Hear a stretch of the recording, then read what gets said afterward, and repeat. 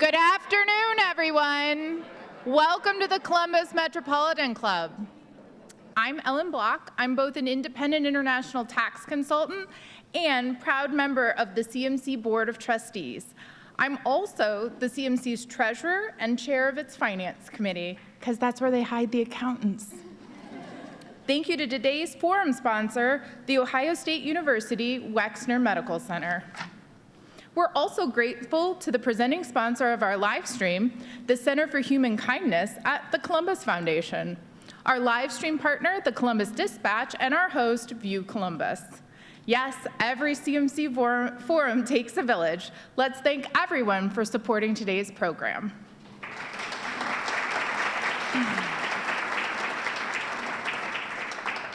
Could fresh thinking about philanthropy help save the lives of mothers and babies in Central Ohio? Welcome to today's forum, Outdated Funding, Lost Lives, Why Ohio Babies and Birthing Parents Deserve Better. Today we'll explore how participatory grant-making, trust-based philanthropy, and low-barrier funding promise to improve the lives of Central Ohio's mothers and babies. Please help me welcome today's distinguished panel. E.C. Green, President of Physicians CareConnection, Kelley Griesmer, President and CEO of the Women's Fund of Central Ohio, Jill Miller, President and CEO of Cincinnati's Bethesda, Inc., and BI3, Danielle Tong, Executive Director of CelebrateOne, and our host, returning once again to CMC, Jennifer Bullock, weekday anchor for NBC4. Jennifer, welcome back. We look forward to today's conversation.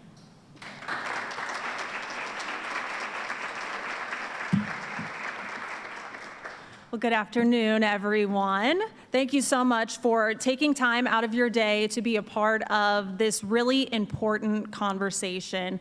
I am here today. Yes, I was asked to be here, but I was asked by my good friend, Danielle Tong with CelebrateOne.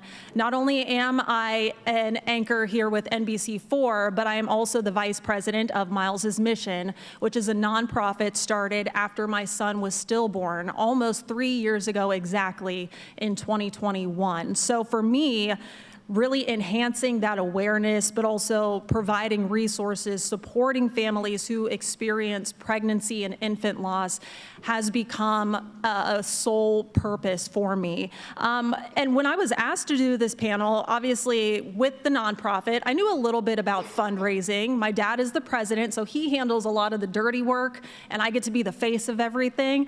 But that's what you do when you have organizations like this, right? You got to keep the lights on, and you need the funds to keep serving those families. But there were some things about the process of fundraising that never really sat right with me. It's really getting in the way sometimes of the work that we are trying to do. And so today we're going to learn more about the current methods of funding and why they may not be as effective in moving the needle when it comes to infant maternal health outcomes as we need them to be. There is always a better way to do things. But before we get started, I do kind of just want to get a lay of the land. So we are going to start with Danielle Tong. Could you give us a brief update on the affairs of infant maternal health here in Central Ohio? Certainly. So I will say that last year in 2023, we lost 122 babies. And in our line of work, we generally say that that is 6 kindergarten classrooms that will not get to experience the milestones that we all want our children to experience. That's meaningful all by itself for those families, but it also has further meaning to us as community members, because we know that infant mortality is a canary in a coal mine for the overall community health. So it helps us understand how our neighbors are doing. If you want to know how your neighbors are doing, all you have to do is look at our babies. And we know that all of our babies are not doing well. there is a big disparity in infant maternal health. We know that 3 times the number of black babies die than white babies. So we already know that our black neighbors are not doing as well as they could be. And that really allows us to set the stage for this conversation around how do we get to improvement and how do we get to better. And so let's go ahead and talk about that. When you think about charitable giving or philanthropy, when it comes to fighting infant and maternal mortality, you don't really make that connection, right? Often people think of doctors or hospitals. So what is the connection between philanthropy, funding, and improving maternal and infant health? And EC, I kind of want to start with you when it comes to that. I mean, tell us a little bit about your service with Physicians CareConnection and what it's like to keep your work funded in order to improve those outcomes. Sure. So Physicians CareConnection has been in the community since about 1993. Our mission is to help people who are vulnerable really optimize their health. And what that means is that we provide access and also problem-solving skills for people who need medical services and also social supports. For a long time in this community, we've had a partnership with CelebrateOne and other lead entities to impact the infant mortality for Black mothers in this community. We worked on a project together called Step 1 for a Healthy Pregnancy. And what that project was to do, or program, was to connect mothers, make it easy for them to connect to prenatal services and other supports. That's important because access is a huge issue. Just because you have insurance doesn't mean that the doctor that you pick up to call can take your insurance. And if you don't have insurance, then that is an even bigger issue. Compacted with that are the social conditions that people experience. So I can get a doctor's appointment, but I cannot get a ride there. Or maybe I'm eligible for Medicaid or some other insurance, but I need assistance in how to navigate that paperwork. So there are many barriers to people accessing services and understanding where they can get those. So what we do is we problem solve for each individual. Each individual is different. Their needs are different. When we're talking about pregnant or birthing mothers, they have a birthing history. And so based on that, you start to make decisions about when and how they can be connected to those services. It's not something that happens overnight. It's not one call, it's not two calls. And as we're connecting them to different providers, each provider has their own guidelines and policies. And so it's educating those mothers on how to access those resources, but also giving them the tools that they need to kind of navigate the community. And so that's here in Central Ohio specifically. Yes. But Jill, in Cincinnati, you're doing a lot of the same work, but the numbers prove that it's in fact working. I mean, Cincinnati boasts an infant mortality rate that's below the national average, when statewide, that's not the case. So just tell me a little bit about how you're approaching funding BI3 is when it comes to that philanthropy and how that contributes to those numbers. Yes, so I will start off by saying that it has been a journey. So I consider infant mortality a wicked problem. A wicked problem has many tentacles, complex, many factors that are ever changing, and almost impossible to solve. So wicked problems take time, and from a funder's perspective, you have to be patient. You have to have clear expectations of what this change is going to look like. You're not maybe going to see the needle move for 2 or 3 years, but over time, you should see a trend where infant mortality rates starts to go down. So I love talking about infant mortality because I believe every baby deserves a healthy start to life, and every child deserves a fair and just opportunity to achieve their best health. And that is our mission statement. Health equity is our vision statement. And our mission statement, we just changed to reflect our commitment to trust-based philanthropy, which is BI3 is advancing health equity and fueling innovation by investing in trust-based partnerships. And for those who have never heard of trust-based philanthropy, it's an approach to grant making that is grounded in transparency, mutual accountability, and learning. Conventional philanthropy, I compare it to very transactional. It's very one-sided, holding grantees' feet to the fire. We sit in our ivory towers and create applications that take hours for nonprofits to create. And then we make decisions in our little office and who should get funding and who should not get funding. And then after we award the grant, we set up all these reporting requirements. So grantees are spending hours filling out reports that maybe nobody will read, maybe one person, and we file it and we check the box. And they could be doing their mission-driven work. And so trust-based philanthropy recognizes and is flipping the script. We want to build relations with our grantees, relational partnerships with our grantees. We are grounded in mutual accountability. You do what you say you're gonna do, and we're gonna do what we say we're gonna do. We're gonna show up for you. It's not just about cutting a check, it's about moving beyond the check. How do we support you in every way? And you know, when people talk about trust, building trust is more than accountability. Accountability means that you say what you're gonna do. You're dependable. Trust is really developed when you have similar values and beliefs. And BI3 and Cradle Cincinnati both value life. We believe one preventable death is one too many. And we also believe that every child deserves to live to see their first birthday. And so they ask different people with different perspectives can all come together around an issue if they share values and they share a belief. And that is what trust-based philanthropy is all about. It's trusting our partners, it's leaning in, it's being flexible with the dollars, it's awarding a grant to Cradle Cincinnati for the 3 years, and 6 months in, they say, hey, we need to build community for Black women. There are Black women who don't feel supported in their community. They don't have somebody to call so they can go on a 2-job interview to watch their baby. And we need to build this support system. We don't know what it's gonna look like, and we're not sure what the outcomes are gonna be, but we need to do this. And I said, yes, let's do it. No application, no overcomplications. This is what Black women need, let's do it. And it's just being more responsive and leaning in and working together towards a common cause.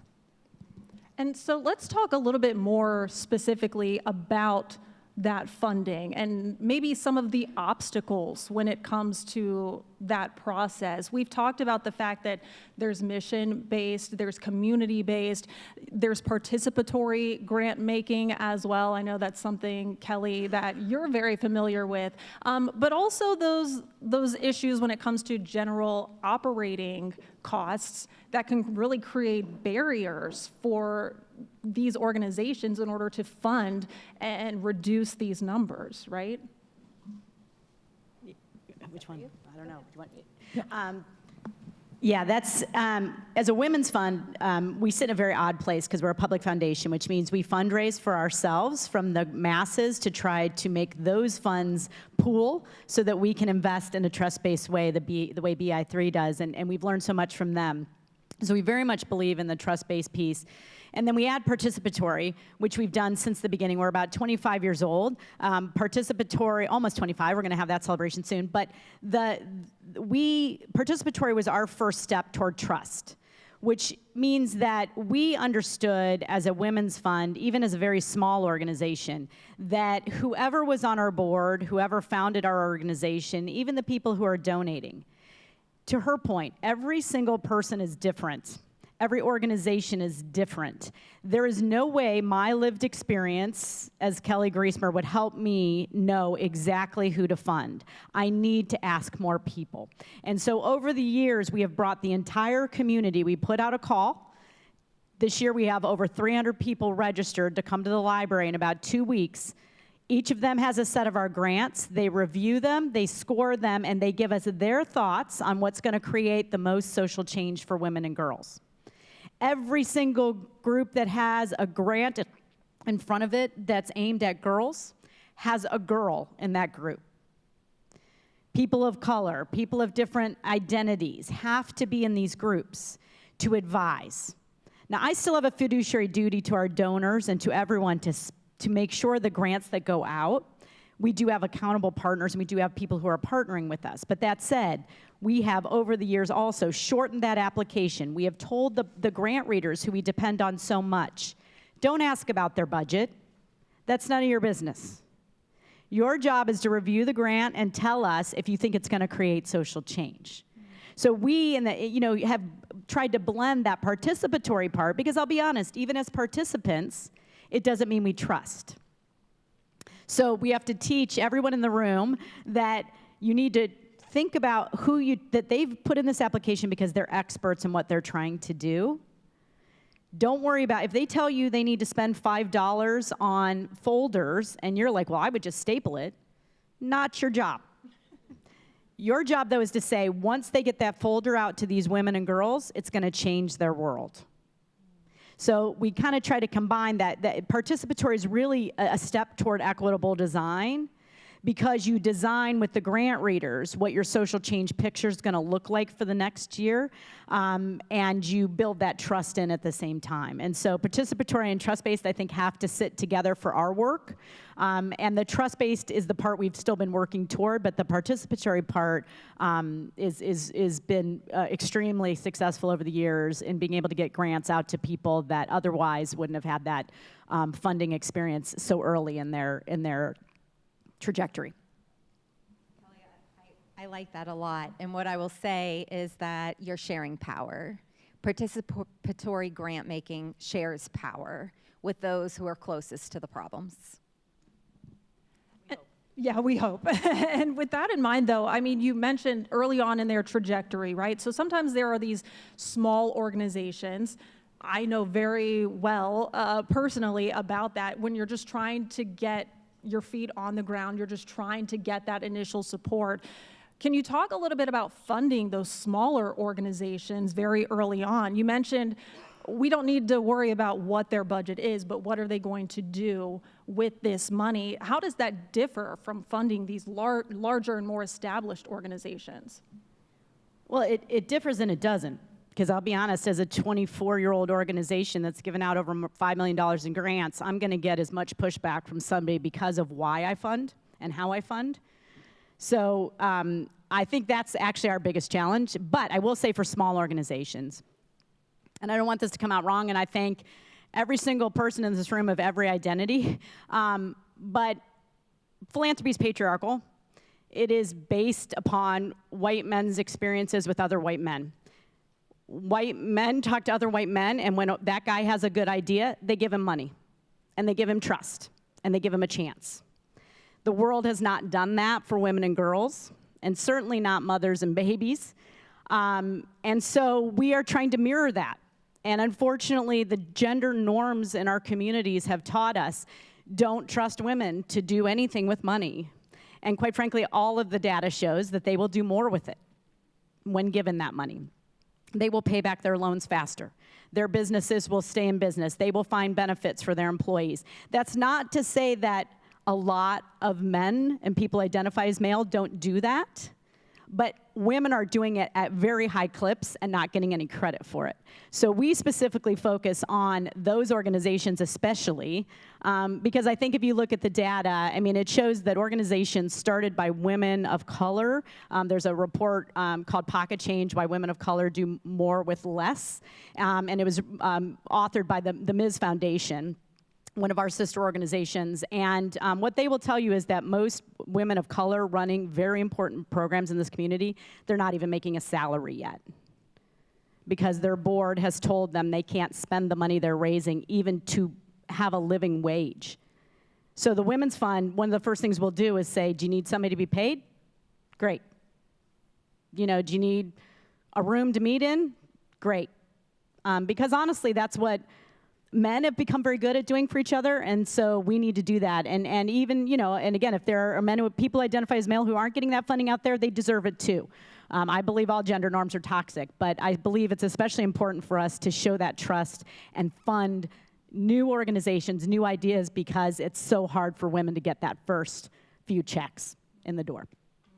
And so let's bring that into how that directly affects these outcomes. Danielle, I know you know the numbers very well. So how are we able to kind of have this conversation about that funding and what that means for reducing infant and maternal mortality.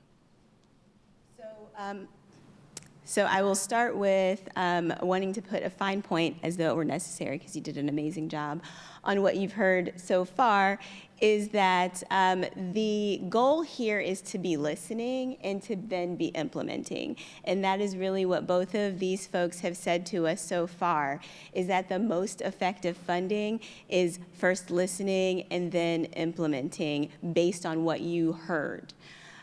So how does this relate to infant maternal health? So we know in infant mortality, actually, I will tell you, I didn't realize this. This is something that I learned coming into this work, is that 80% of the deaths that we experience in infant mortality are not driven by medical things. They're not driven by like the conversations you have with your doctor's office or what happens in the hospital or what happens in the clinic room like you might expect.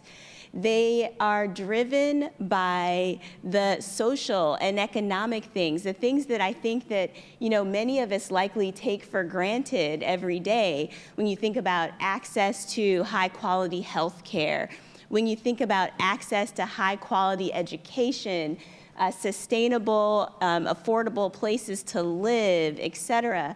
Who is in our community doing that work? You know, who is holding the net closed in the places where it gaps? And those are our nonprofit organizations. They are the ones that are holding the gaps together for us so that our families and our babies are not falling through. And the way that they are doing it is in whatever way is necessary. Whatever way a family comes to me that they need to have their need met is the way I'm going to meet that need. And that is what we know works. That is what happened in Cincinnati. And that is the way that we need to experience funding from our funding partners. When we call it a partnership, we think about the fact that we are locking arms. So a nonprofit to a funding partner, holding the accountability for mothers and babies and birthing people together. The outcomes are ours as a community. They are shared. And so when we experience funding as a passing off of, I've given you the funds, you're responsible to make it happen, that it breaks that partnership. Instead, what we're hoping for is we're saying our funder says, okay, we have the resources, we're holding the resources, you point the hose at where the resources are needed. And that's really the type of partnership that we need, and it's the type of partnership that we know works. And so obviously the funding comes when we see those outcomes improve or we see any kind of positive change. I know, Jill, in Cincinnati, we've talked about the fact that there are much more positive outcomes there specifically. So what would your message be, I guess, to maybe some of those funders who say we want to see these positive outcomes in order to continue to provide additional funding to continue to provide and see better outcomes, but they want to see it documented. They want to see the proof that it's actually working. And that's one-sided accountability. It's holding the grantees' feet to the fire. Basically, it's saying that we inherently distrust you when we feel like we need to constantly check in with reports and oversee the process, right? And nonprofit organizations need the freedom and the space and the time and the resources to think differently and try new things. And so when Cincinnati Children's came to BI3 and said, we want to do a pilot project in Avondale. Avondale is a Black neighborhood in the backyard, literally, of Cincinnati Children's. And they had the highest infant mortality rate in the country at 18.9 per 1,000 births. And the data, everybody wants to start with the data, which is a great place to start, right? The data told us that the number one cause of infant mortality was preterm birth. So you start to look at preterm birth. And why preterm birth? Well, the data also told us that women weren't getting access to prenatal care in the first 12 weeks. They would find out they were pregnant at 6 weeks, and then they'd call to make an appointment, and they wouldn't get into an appointment until their second trimester. That was a piece of it. But listening to Black women and families themselves was the key to creating a new model of care that put mom and baby at the center and surrounded them with the social supports that they need to have a healthy pregnancy and a healthy birth. Mom wasn't late to her doctor's appointment because she wanted to be. She was late to her doctor's appointment because she had to take 2 buses to get there. And she could arrive 2 hours early, which she can't afford to dock pay for 2 hours, or she arrives 30 minutes late. She cares. She just has obstacles in her way. And so it's recognizing these barriers. And then as you listen to women, you know, why aren't they excited to go to their first prenatal appointment? Because they felt the distrust of the healthcare system. They distrust the healthcare system. You can go back in history and see all of the horrible things we've done to Black people. That's real. Why do they want to go see someone that they don't know, they don't feel comfortable that they're going to receive the quality of care they deserve? And so structural racism, frankly, in healthcare is one of the root causes of our Black infant mortality crisis. And so my advice for other funders is one, take risks, invest in new things. We need new solutions to old problems. It's being flexible with the dollars. So yes, you give a 3-year grant. Great, we want to achieve these outcomes in 3 years. Guess what? COVID arrives on the scenes, and that complicates everything because we can't see people in person, and now we got to shift online. Nobody knows how to provide these services online. And so it's that adaptability. And I think that with traditional philanthropy, if we get so myopic on achieving promised outcomes that we miss opportunities along the way. And so it's really leaning in and trusting and having those conversations. I'd much rather have a conversation than you send me a written report. I don't like to read reports, so I'd much rather sit down with you. Tell me, what are the successes you've achieved? What are the challenges and barriers you're facing? And when we listen to our nonprofits and we listen to those on the ground, we find out from OB-GYNs, moms are losing their Medicaid coverage 60 days after they deliver. Well, I had 2 girls, and I can tell you, I needed health care beyond the 60 days of delivery. And so we partnered with Groundwork Ohio and really advocated to Ohio Medicaid to extend postpartum coverage from 60 days to 1 year. And I'm very proud that the state has turned that on. And now 21,000 moms per year have access to 1 year of coverage after giving birth. But if we had not had that conversation and asked about the challenges and barriers, that may not have come out in a written report. It was that conversation, and we could talk about the barrier, and then we could talk about a solution and what needed to be done to change it. And then thirdly, investing in co-designed solutions. Again, leaning into the experts, which you've heard everyone on this panel say, is people with lived experience are the experts. They know what they need, and they know how to help solve the problems. And so we were very proud to invest in Mama Certified, which is an idea that came from Black women themselves. They said, look, we don't know where to have our baby. We don't have good information to know that we're going to feel safe and we're going to feel heard. I mean, look no further than Serena Williams to see how that pregnancy was horrible and no one listened to her, much less a woman from Avondale. And it's really listening into the experts. And what they said is how wonderful it would be if we had information so we could make the best birthing decision for me and my baby, right? And let's create a badging process, because we don't want to just have a verbal commitment from hospital systems. We want to see badges. We want them to earn badges that say they're improving maternal health, they're improving infant health, they're addressing implicit bias. We want those things to be very visible to us so we can choose a birth hospital.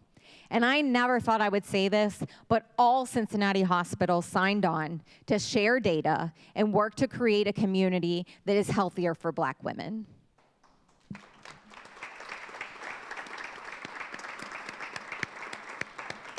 So it's incredible to see that kind of work happening where you are.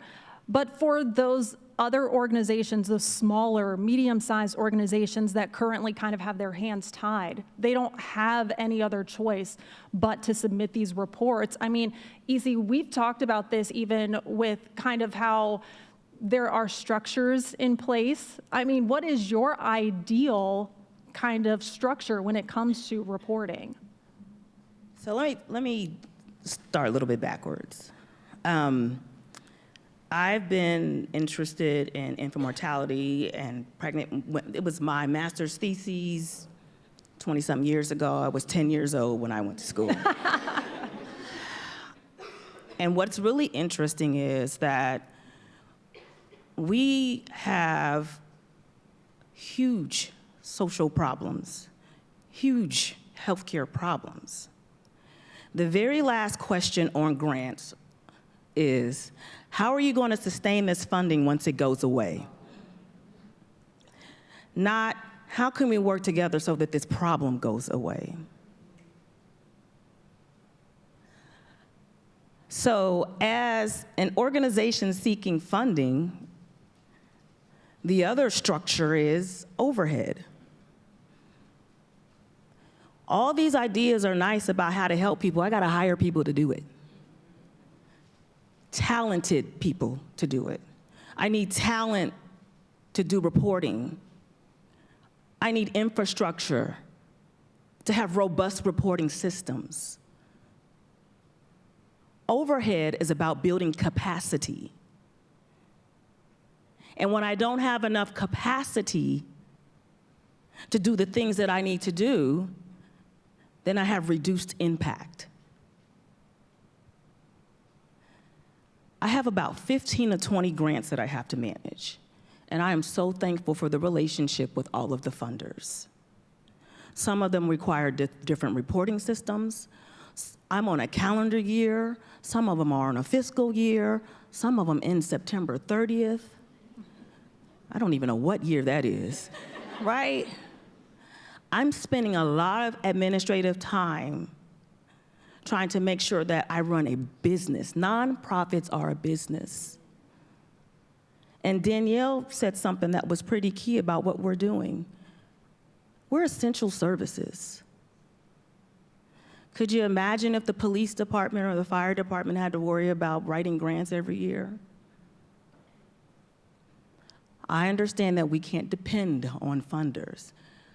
But if we have these big community problems and we really need to solve them, I want to be a partner aligned in a multi-year plan that allows me to test, try, innovate, fail, forward, and then figure out what the next steps are. But instead, every year I'm trying to figure out how am I going to keep the staff that I just hired. Oh my God, this grant is about to run out. But the staffing thing is really key. We gotta have talent, and I gotta pay them. This notion of community health workers is fantastic, but if they're standing in the same lines as the people that they're serving, how in the world do we expect them to help them solve other people's problems? Those are the things outside of delivering the services that your nonprofits are dealing with. We barely have time to think of strategy because we're stuck in survival. So that's the importance of this trusted partnership, trusted philanthropy. If I'm not doing the job, take the money away.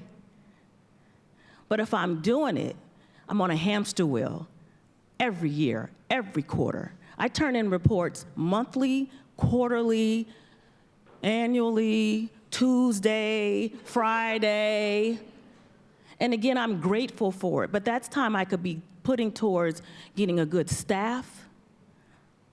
Having good talent, it's not a luxury, it's essential. In the work that we do, we're essential. We are essential services. And I say this stuff to Danielle all the time, I want to be somebody's line item. Because I want to partner on solving these. We've been talking about infant mortality for the past 20 years. We've been talking about our other community issues since before I was born. And we're still in the same place.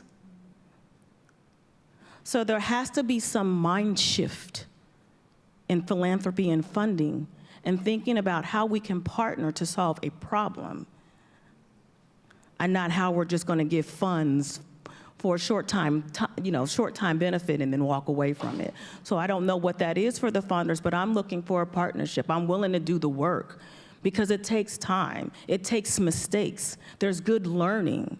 But we don't have the time sometimes to even report that back to you because we're on this hamster wheel of trying to figure out what funds, what do we have to report next, what fund am I about to lose? And so I love the things that have worked is that we've had good funding relationships with partners that recognize that and had some trust, and they've given us multi-year funding. They've come back and asked us, okay, what are you finding? What could we do better? What could we do better together?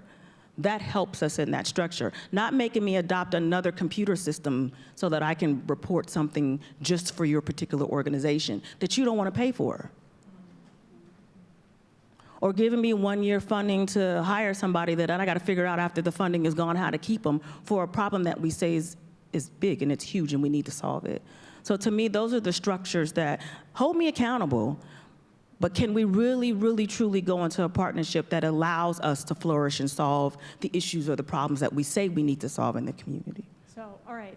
Don't go anywhere. I want your thoughts on this. But before we conclude with that, obviously it is CMC's longstanding tradition to take audience questions. So we're going to move our questions from our live stream and in-person audience in just a few minutes. So if you have a question, please make your way over to the microphone now. You can see Doug is waving his hand. And then if you're watching online, we ask that you type your questions into the chat. But again, before we take those questions, I do just want to kind of bring this part of the conversation to a close with some final thoughts. I know Jill, Danielle, you both had things you were like ready to say. So I want to start with saying that we have gems in our community like EC. And in your neighbors, folks sitting in this audience, we have a beautiful mix of backgrounds here, folks from all different sorts of organizations, funders, nonprofit organizations, folks who are interested community members. And this message is for each of you in how you engage the nonprofit sector, and in specific, how you engage infant maternal health. When you're looking to provide funding or provide support for an organization, the best place for you to start is learning about the organization and the work that they do, the issues that they face, and becoming an actual partner. So building that actual partnership. The old style of philanthropy that you heard about in the title here, it's about transaction. It's about, I have a thing you need, you ask me in all the ways I want to be asked for this thing. And then once I give it to you, you're still not off the hook, because then you still have to talk to me in all the ways that I want you to talk to me about that thing. That's not a partnership. That's like a really stingy bank, okay? Really stingy. What we're looking for is real relationships and real investment, not just financial, but emotional investment, capacity building investment in this work together. EC, you said it best. One of the things that we know works in infant maternal health and infant mortality is that perinatal supports is what we call it, but it's really like the people that surround a birthing parent. Who are those people? And sometimes folks don't have them. Many times folks don't have enough of them. Those people have to be paid, right? If we know that that is an intervention that works, what we need is to be able to pay the people that can do it.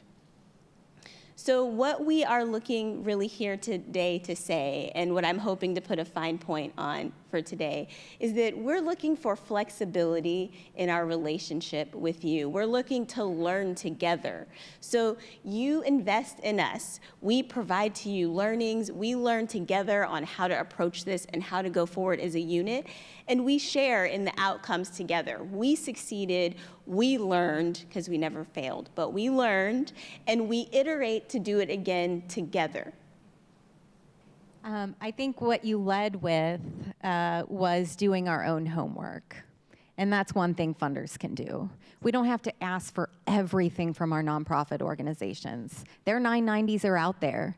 So do your own homework. Take the onus off the grantees. I also want to say EC hit on a really important point, which is if you're going after a hard problem, guess what? 1 year, 3 years of funding gets us nowhere. We have been funding work to reduce infant mortality in Cincinnati for over 10 years now. Cradle Cincinnati knows we're committed, and we just developed a new strategic plan, and guess what? Maternal and infant health is still one of our priority areas. Funders get in the way when they change their priority areas every 3 years or 5 years when they do their new strategic plan. Oh, sorry, we're moving on to the next problem because we couldn't solve this one in 3 or 5 years. So we're going to go over here and try this. Like, it takes commitment. You know, BI3 wants to go after hard problems, and we're all in, and we want to partner, we want to lock arms. And I think another important point to your, that you brought up, EC, is that this unrestricted funding.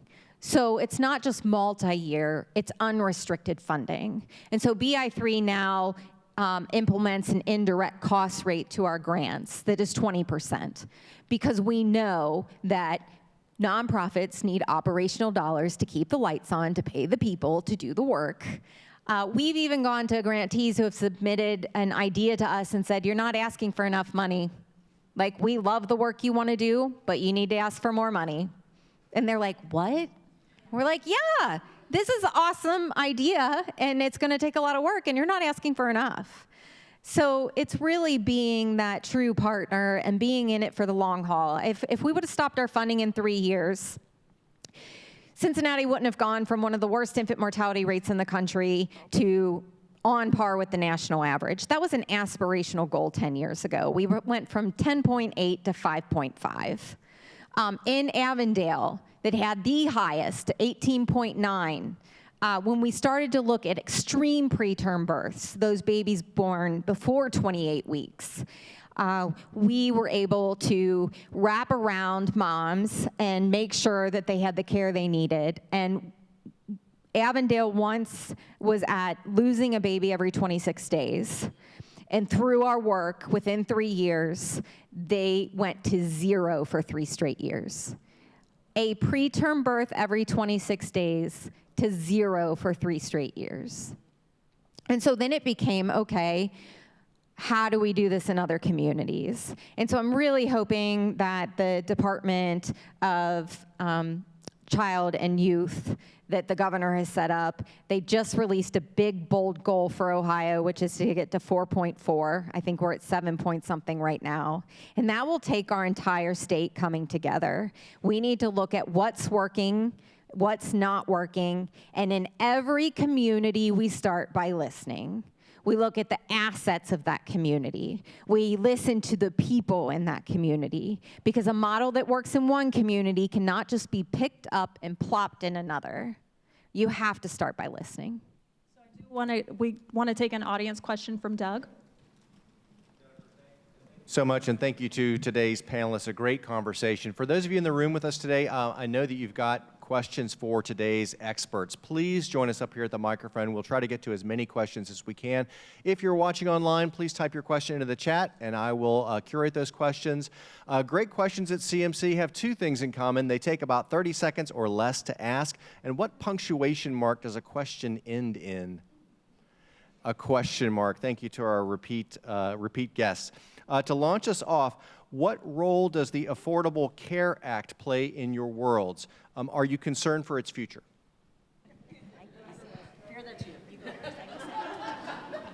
Yes. It's important. Even with the Affordable Care Act, we have people that are still unable to access the resources, the insurance, and things that they need. So think of what we will look like without it. So yes, I am concerned. I think EC said everything that needs to be said. The Affordable Care Act is really about access to care. And anything that improves that access, even if it's marginal improvements, is better than going the opposite direction. So we need that to stay intact, and we need more, and we need better. Our next question. My name is Cole Ramsey. My pronouns are they, them. I'm with Ohio Birth Center. Birth centers are a proven method to not only improve outcomes, save money, but also significantly reduce racial health disparities.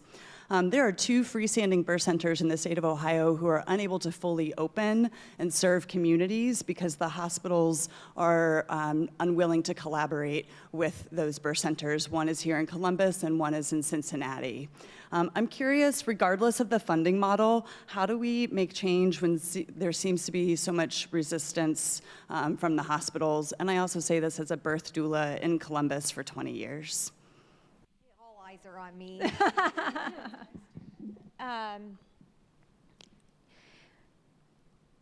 Healthcare systems are challenged in their own right, but they do need to collaborate better. And what I've found with healthcare systems is we agree there's an issue, and then it's easier to go off and do it yourself than partnering with the community.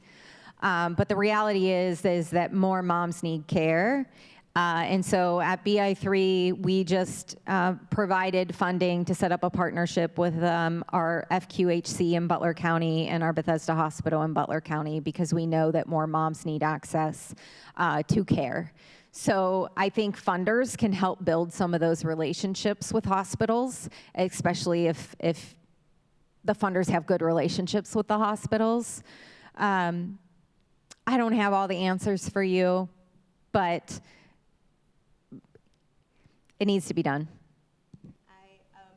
I wanted to add to that and just say that partnerships are a huge part of that. You know, having the making and cultivating the best possible partnerships across the area in which you're looking to serve is incredibly important.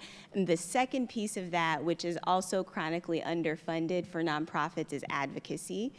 So, you know, part of what you mentioned is a requirement for a statewide reform in how birthing centers operate, and that takes work. So our nonprofits who are boots on the ground serving families every single day are also expected to then, you know, pack up and schlep over to the State House and, you know, figure out how to provide advocacy that way on the same budget that we've provided to them to just kind of do the bare minimum of service. Live audience question. Thank you. Yes. Nancy Nanny watching on the live stream audience asks, how is help provided for a birthing parent's spouse or partner? So I think each family is unique. When a mother comes to us, we do a pretty thorough assessment that includes learning about that family. It is essential that a spouse is involved with that process. Many a times when we assist a birthing mother, we find that they have other children, and they're also lacking other resources. And so what our staffs are doing is we might start with that mom and connecting her to prenatal resources, but it ends up being a relationship with that family, and it turns into maybe a family-centered approach that we're looking at, and then we're building goals. We need to get the kids registered for school, or I need to partner with a group like Future Readiness to get their other kids ready for kindergarten, or I need to help them fill out an application for Medicaid, or I need to make sure that the baby, once they're born, gets their well visits.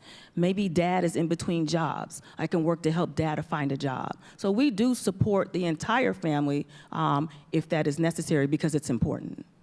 Yeah. So we also think about, as I shared earlier, one of the protective factors in pregnancy is the supports across the birthing person's life. So the partner, I don't think about them as like, you know, always a romantic partner. All families look different. So it could be any sort of support person. They are a part of the team. In fact, in Cleveland, there is a model that's being advanced around team-based care with the birthing person at the center, driving those decisions, asking those questions, being responded to, and the family as a part of that response. So all of that to say is that there should never be, in best practices, a separation between the birthing person and their support people. They are a unit. Thank you. We have about 6 minutes left, and I think 4 more questions, so we'll try to speed through these. And my question might be a big one. Caitlin Foss, grateful to be in a room of such passionate people. We talked about structural racism, and we talked about the patriarchy, and we've really focused on dollars today, and I'm with you, more dollars. What do you think about late-stage capitalism and kind of the dismantling of some of that system and involving mutual aid, and where do you see those efforts working? I can go first. So that's a really big question, and there are so many pieces to it.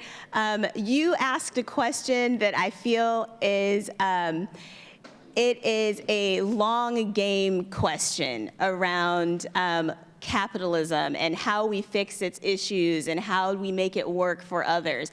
And in the midst of that journey, we have people dying. And so we have to pair the desire to get to that late stage, that to fix that problem with the journey that we're currently on.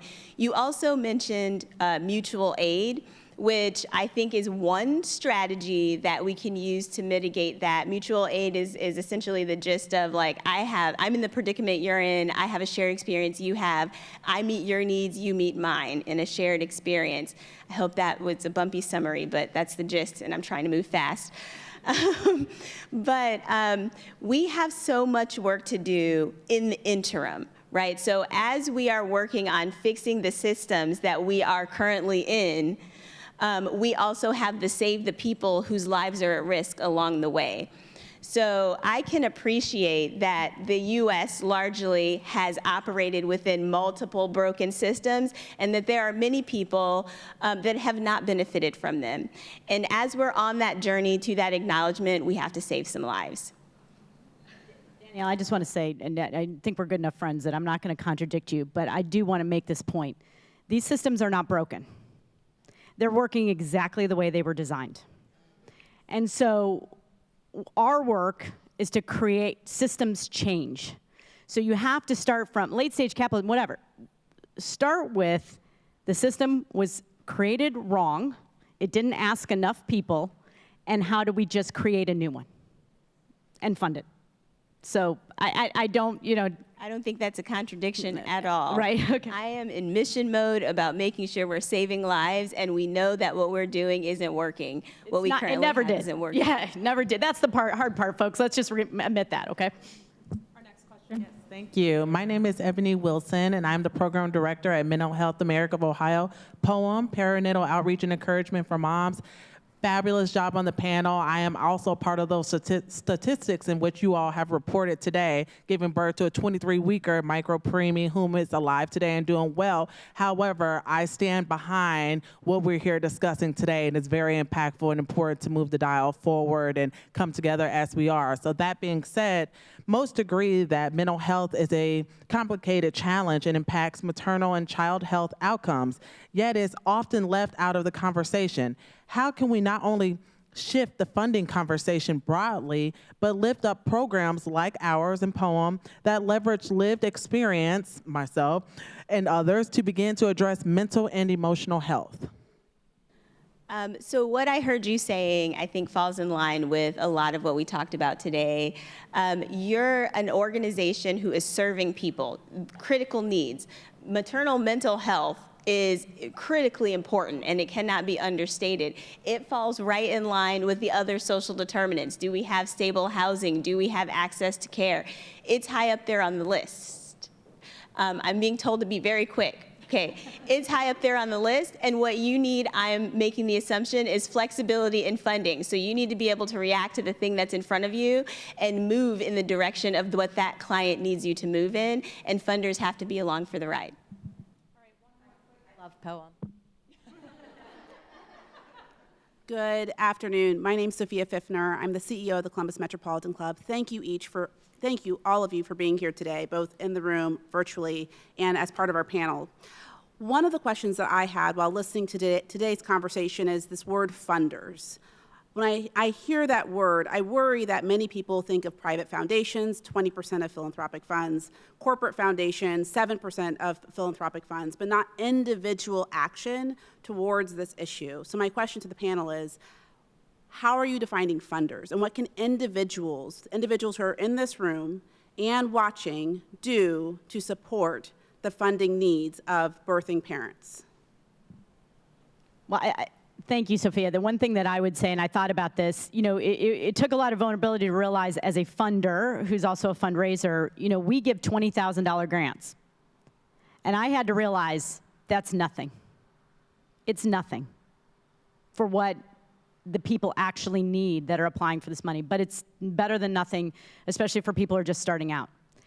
So we all, as donors, also have to think about the fact, if you donate $25, and it may be a lot to you, still imagine where your $25 lands in their overall work.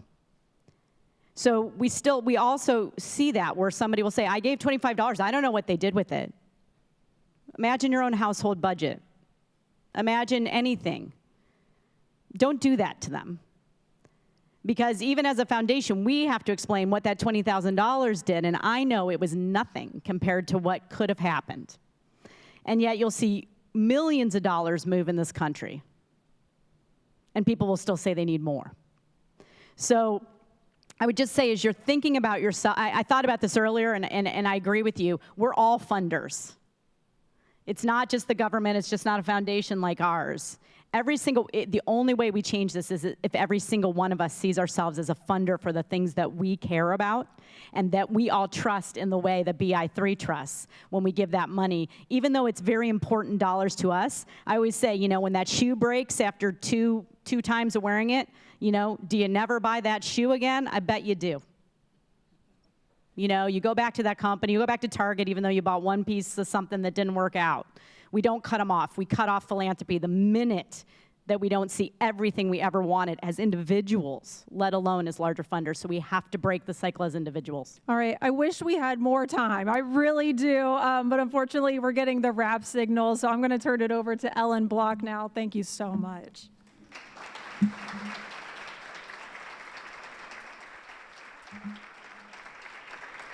Thank you.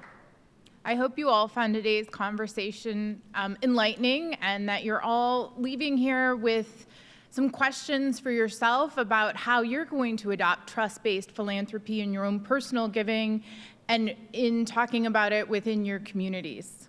We would like to once again thank the Ohio State University Wexner Medical Center for sponsoring today's forum.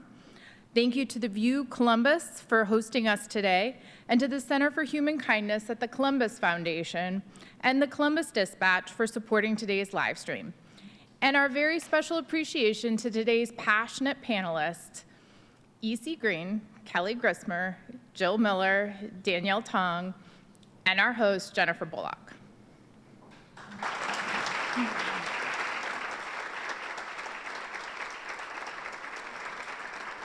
Please join us here at the View next Wednesday for a special happy hour forum as we head into the election. We'll host a terrific panel as we ask, are LGBTQ+ rights losing ground?